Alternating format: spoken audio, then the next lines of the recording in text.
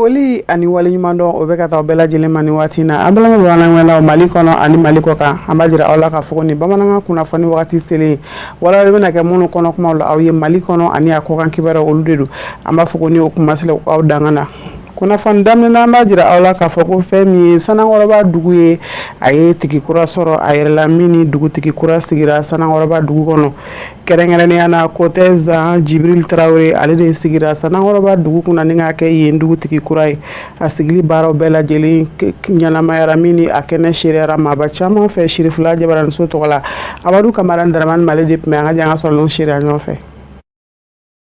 Dugutigi sigi ye wagati ye dugudenw bolo nisɔndiya ko don muɲamuɲa don nka hakilijigi fana don ani tasibila ka ɲɛsin dugu ma o siratigɛ fɛ Sanakɔrɔbakaw ka dugutigi kura a sigili bolodara ka bɛn kari desanburu kalo tile 29 san 2025 bonya ni karama ni nisɔndiya kɔnɔ. N y'a fɔ cogo min na bamanan dugu bɛɛ kabi tubabuw mana kabi foyi ma daminɛ dugutigi de ma fɔlɔfɔlɔ ye dugu kɔnɔ. Hali ni tarika buguda sigi bugudatigi de ye dugutigi ye ni ntanya nana bɔ bɛ cogo min na ni saya bɛ ten ni ntanya nana min dalen do kan o de ka an ka sigi anw dun fɛ yan anw ka dugutigiya ye kɔrɔkɔrɔ ko de ani ɲɛmaaw yɛrɛ b'a lajɛ ko min n'a ka kan ayiwa fiɲɛ wɛrɛ tɛ min na dugu kɔnɔ n'o n'a ka kan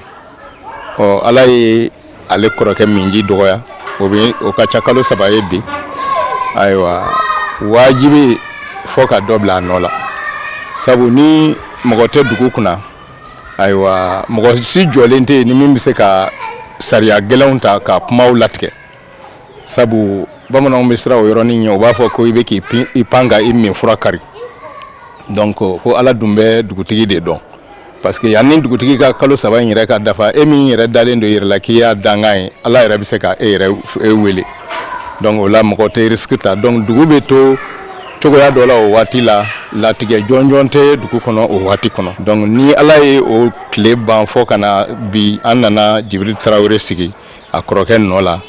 bɛn ni kelenya ni bolodi ɲɔgɔnma kɔnɔ o kɔni o kɛra wasakoba ye. Wagati kɛrɛnkɛrɛnnen don ladala ɲɛmaw diinɛ ɲɛmaw yɛrɛmarakafo ɲɛmaw ka bɔ Sanakɔrɔba ani diɲɛ fan wɛrɛw fɛ u bɛɛ lajɛlen ka ɲɔgɔn sɔrɔ ko ni laada in lakelen i n'a fɔ a bɛ deli ka kɛ cogo min na bonya ni karama kɔnɔ.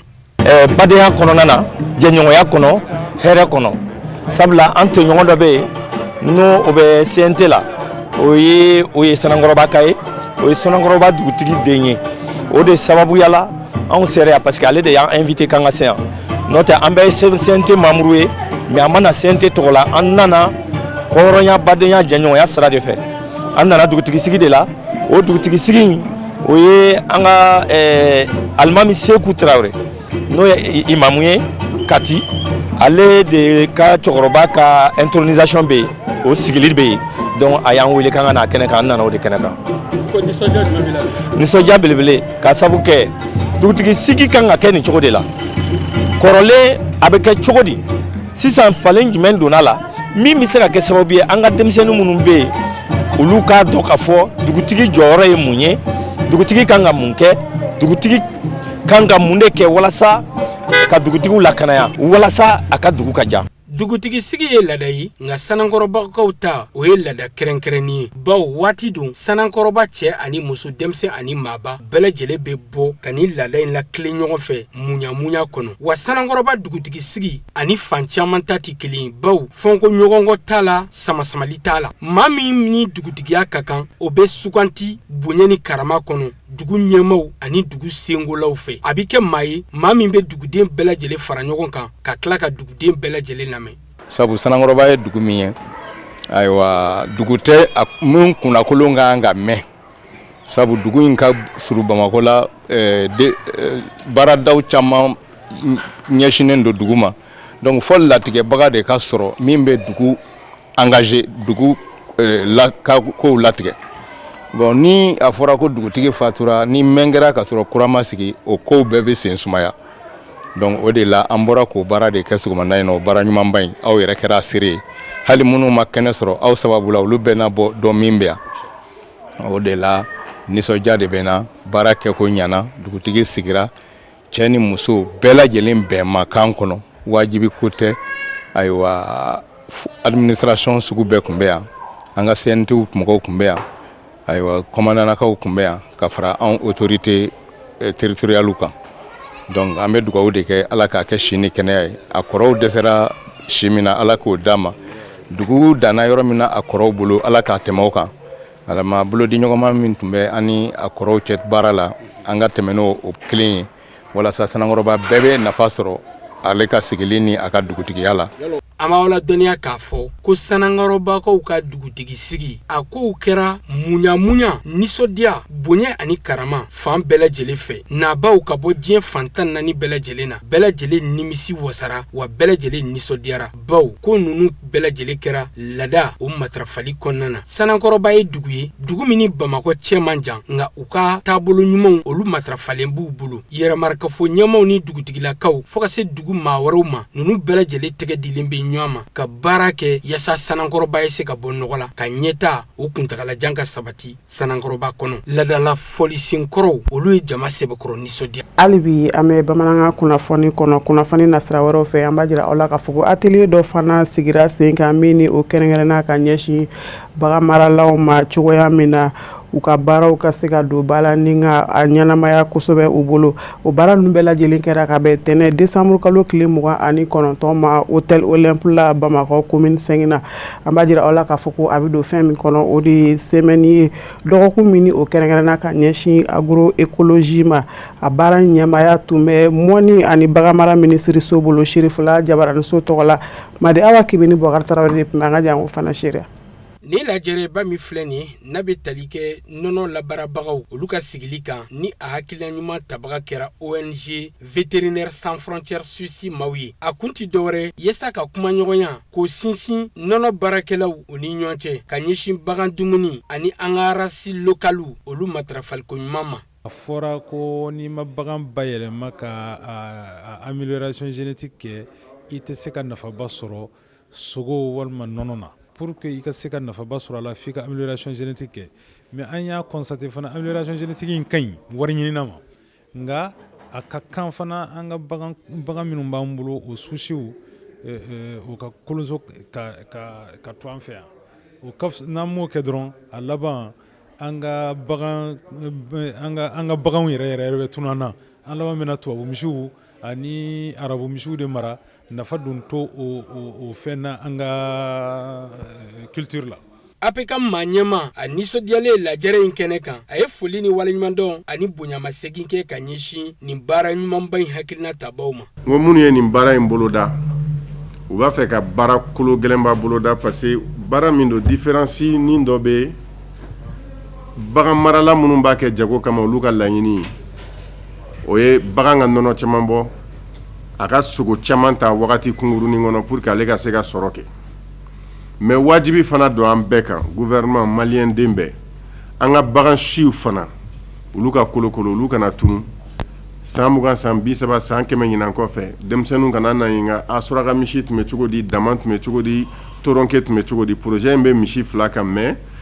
an ka bagan caman de bɛ yen bi n'i y'u ɲini par exemple n'a fɔra ko chèvre noire de Buresa ba Buresa finma n'i y'a ɲini t'a yɛrɛ tuguni. Mali jamana bi baganmisɛnnin min b'an ka jamana kɔnɔ a bɛ taa fɔ 15 n'a kunkan fɛn na nka o bɛɛ n'a ta gɛlɛyaba bɛ nin baarakɛlaw kan ka ɲɛsin nin bagan ninnu lasagoniko ɲuman an'u ka dumuniko ma sugu in kunba dɔ yɛrɛ ye ni hakilina ɲuman taara baɲumankɛ tɔn Vétérinaires sans frontières Suisse maaw fɛ. An na kun ye mun ye an ka baganw bɛ se ka basigi cogo min na an na kun ye mun ye ka se ka sɛnɛ kɛ bagan fana ye parce que n'i y'a jateminɛ aliman bétail bi a bɛ 3000 2500 i b'a di bagan ma tile kelen a b'a dun ka ban famille dun n'i don i bɛ se ka 3000 di i ka famille ma a bɛ tile 3 kɛ ka dun maintenant laɲini ye mun ye dɔrɔn sɛnɛ bɛ se ka kɛ bagan ye cogo min na pour que bɛɛ bɛ se ka satisfait cogo min na parce que an bɛ ka taabolo mun kan n'an ma yɛlɛmali kɛ bagan sɛnɛko la vraiment gɛlɛya bɛ na don an ka bagan mara la parce que aliman bétail kɔni gɛlɛya yɛrɛ de b'a la a tɛ se ka baganw fana balo an ka laɲini filanan fana ye mun ye an ka bagan siw minnu b'an bolo n'olu b'an bolo a bagan dɔ bɛ yen nɔ qui donne 3 litres qui donne 2 litres mais an ka se k'olu la bayɛlɛma k'olu ka t'an bolo n'olu fana tununna bagan siw minnu b'an bolo vraiment gɛlɛya bɛ na don a la laɲini ye mun ye bagan balo bɛ se ka sɔrɔ an bolo cogo min na k'o ta maintenant an yɛrɛ ka laɲini filanan fana ye mun ye tuguni an yɛrɛ ka baganw bagan si minnu b'an bolo olu bɛ se ka kolokolo cogo min na ka se ka t'an bolo vraiment atelier yɛrɛ nafaba ye nin fɛn fila de ye fɔlɔ ka sɛnɛ kɛ baganw ye baganw ka se ka lafiya filanan fana ye mun ye an ka bagan si minnu b'an bolo olu ka se ka kolokolo ka t'an bolo. Ministri ka ciden kɛrɛnkɛrɛnnen min tun bɛ kɛnɛ kan n'o ye bagan mara ani mɔniko ministri ye ale ye layidu ta k'a fɔ ko jamana na jɔ u kɔkɔrɔ ni laɲini sabatiliko ɲuman na ka bɛn ni degun ni gɛlɛya ni lakanabaliya min bɛ bi Mali jamana kɔnɔ. An y'a yira k'a fɔ Mali ye bagan jamana ye parce que bagan min b'an bolo bi n'a ye n'i ye Afrique de l'Ouest ta zone UEMOA la an de bɛ na o rang fɔlɔ la o la an bɛ kuma misi min kan bi na on estime que misi min bɛ Mali kɔnɔ a bɛ 14,4 dɔɔnin b'a sanfɛ bagan tɔw nin t'o la bon n'a fɔra k'a fɔ ko nin ye jamanaba ye bagan jamana don k'a ye élevage bɛ contribution min kɛ jamana ka sɔrɔ la san kɔnɔ k'olu fana nɔ olu bɛɛ fɔ mais hali o n'a ta bɛɛ o bagan mara kelen ye o donnen tɛ ba la kosɛbɛ gɛlɛya dɔw b'a kɔnɔ kosɛbɛ an y'o gɛlɛya minnu fɔ o ye an bɛ bagan mara cogoya min yɛrɛ la parce que yani bagan marala ka balo bagan na anw ka bagan mara cogoya la bagan de bɛ balo bagan marala la donc o de ye système extensif ni bagan bɛ bila a bɛ taa yaala n'a ye min sɔrɔ a b'a yɛrɛ ye o san o san i b'a ye bagan marala de bɛ jɔrɔ ni tilema sera a bɛ wari bɔ a kunna k'a don dumuniw na turuto tɛ yen nin tɛ yen k'a sɔrɔ bagan ka ca donc o ye système d'élevage min ye o t'a permettre an ka bagaw don ba la kosɛbɛ même si c'est considéré comme un patrimoine immatériel de l'UNESCO mais tôt ou tard il faut que olu cadre ka réglementer. An b'aw ladɔnniya k'a fɔ ko maa minnu yera lajɛrɛba in kɛnɛ kan u na hakilinaw caman ta ɲɔgɔn fɛ wa u na yamaru di yaasa bɛn ka kɛ ko la min sen fɛ u na laseli kɛ ka ɲɛsin an ka ladala baganw n'o ye an ka baganmisɛnninw u ka dumuniko an'u matarafaliko ɲuman maa Mali jamana kɔnɔna na baara in kow bɛɛ lajɛlen kɛra bonya ni nisɔndiya kɔnɔna na. hali bisa kunnafoni nasira wɛrɛw fɛ an b'a jira aw la k'a fɔ ko fɛn min ye Ansar sanfɛ kalandenw ni a duguma kalandenw ka jɛkulu kamisi u ka semaine de l'étudiant ta ko naaninan kɔnɔna na a baaraw bɛ sen na o de senfɛ conférence dɔ ɲɛnamayara u fɛ ka bɛn tarata décembre kalo tile 30 ma ADN Mali Jabala la Sherifula Jabara ni so tɔgɔ la Alhamidu Badini ani Bouakar Tarawele de y'a seere an ka janga ɲama dali kɛ.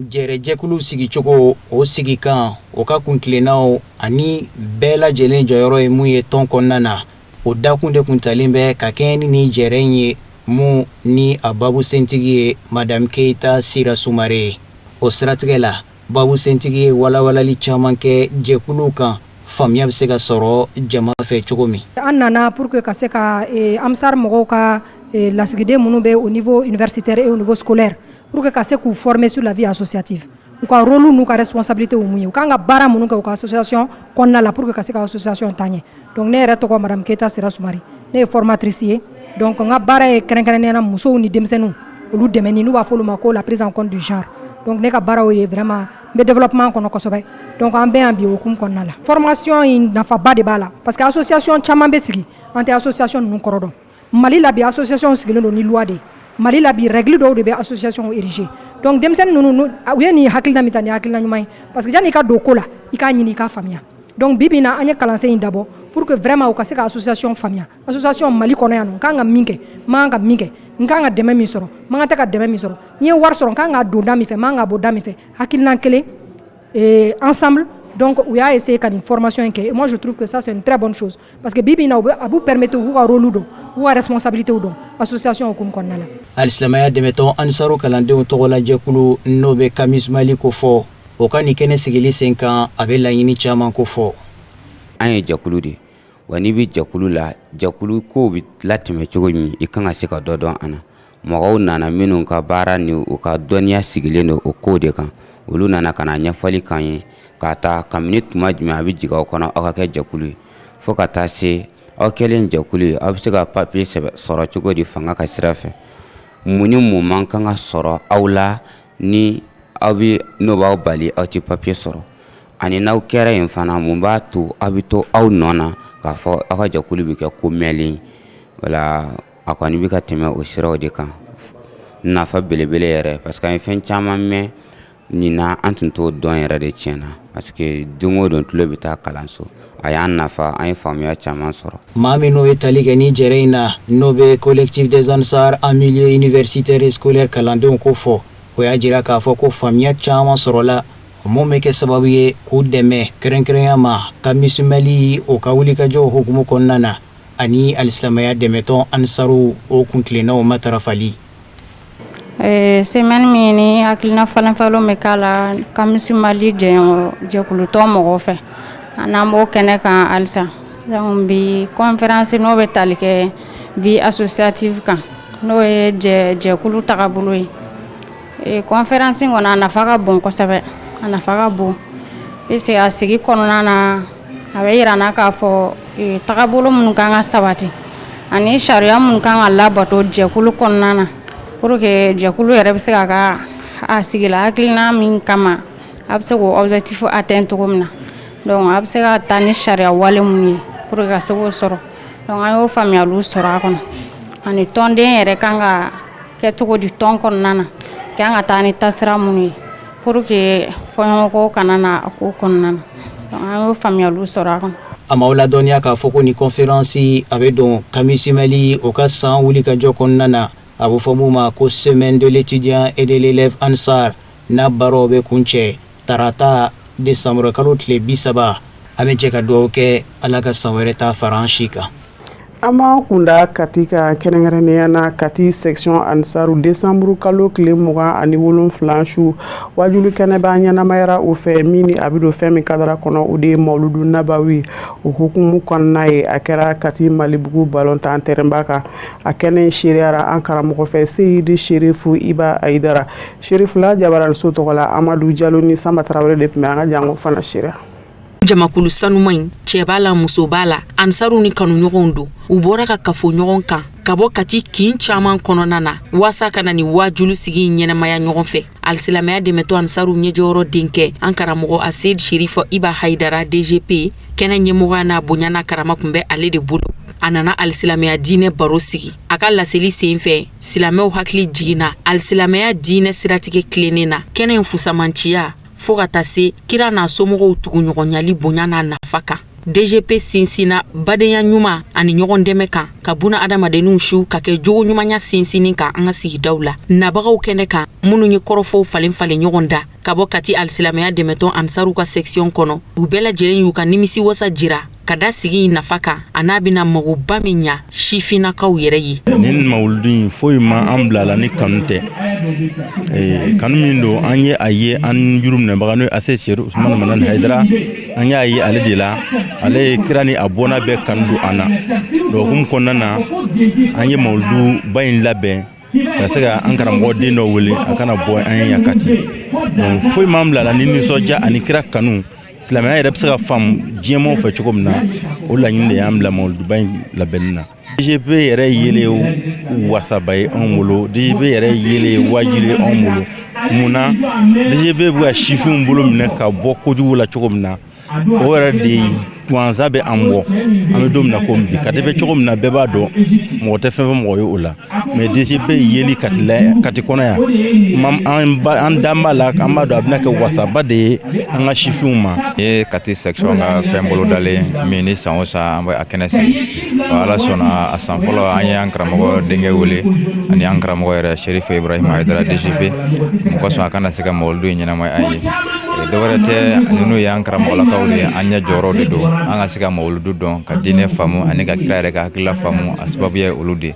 wala ni mawuludu fɔlɔ yɔrɔ o yɔrɔ la a bonya ani a kɔrɔta a bɛɛ bi segin olu de ma sabu ni olu de diɲɛ bɛɛ mawuludu dɔn ka fara olu ka cɛsiri kan ani o dama fana tɛ an karamɔgɔ sherifa ibrahima haidara mɔgɔ de don denmisɛnninw ni ka mɔgɔ don ka kɛ ni wagati ni kɔnɔna ye ala sɔnna ka tiya fana jeunesse ka ca yan kosɛbɛ ale ye mɔgɔ ye a ka wajuli jeunesse b'a faamu kosɛbɛ n'a kumana yɔrɔ yɔrɔ tiɲɛni ani dansago a bɛ dɔgɔya. Kuma dilen kɔfɛ sifinw ka babu sentigi ma a ye jama fo ka tila ka sifinlakaw su ka kɛ ɲɔgɔn dɛmɛ ani jogo ɲumanya kan ani fana ka waleyaw kɛ min bɛ kɛ sababu ye ka bɛn ni kelenɲɔgɔnyaw sinsin. I b'a a ka tɛmɛ ni minnu kɛra kati yan a ye impact kɛ parce que hali ni ma jate minɛ i b'a sɔrɔ jeune de ka ca bon i bɛ ka wajulu yɛrɛ fanba a bɛ an jeunes de kan an ka an jogow ɲa an ka jogow ɲa voilà donc an bɛ ka a kɔnɔ an preselen don a yeli la a ka d'an ye wa misiri fula bɛɛ ka d'an ye an tɛ bɔ kuma kɔnɔ n'an b'an ka karamɔgɔ yɛrɛ fo Usumani Sherif Madani Hayidara parce que nin ko bɛɛ kun ye ale de ni an ye fɛn o fɛn na an b'ale de fo an b'ale de barikada voilà an b'an ka foli b'a ye fo Bangɔni la wajulu kɛnɛ in a kun cɛra ni alisilamɛya donkan baya layidu wɔrɔ tali ye ka fatiya minɛ ka dugawu don caman k'o kan an tɛ sɛgɛn waleɲuman dɔɔni n'a ka ɲɛsin aw ma fo yan fo aw sigiyɔrɔ la an balima bamanankan mɛnnaw an b'a jira aw la k'a fɔ ko nin fana bɛ dan sigi bi bamanankan kunnafoni sɔrɔlenw na minnu labɛnna kunnafonidiso ɲɛmaayaso fɛ ka bɛn ni nin kuma ye aw ni ce aw ka ɲamadaliw la a k'an bɛn waati dɔ la n'Ala ma an k'a jɔnya jɔ an na.